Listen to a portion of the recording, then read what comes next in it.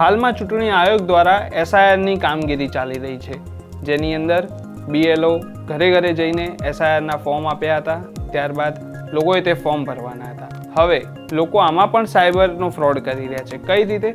તો જે ફોર્મ ભરવામાં આવ્યા હતા એસઆઈઆરના, તેમાં લોકોએ પોતાનો નંબર આપ્યો હતો. હવે અમુક ગઠિયાઓ દ્વારા લોકોને ફોન કરવામાં આવે છે અને કહે છે કે હું તમારા વિસ્તારનો બીએલઓ વાત કરું છું, તમે ઓટીપી આપજો જે તમારા નંબર પર આવ્યો હશે. અને બસ ઓટીપી આપતા જ થઈ જશે તમારી સાથે સાયબર ફ્રોડ.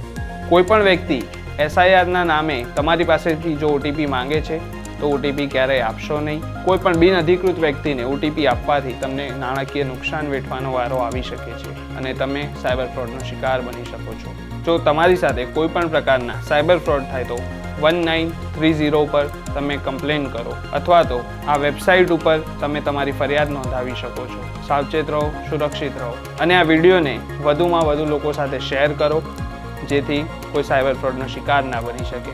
અને આવા જ વિડીયો જોતા રહો નવજીવન ન્યૂઝ ઉપર. નમસ્કાર.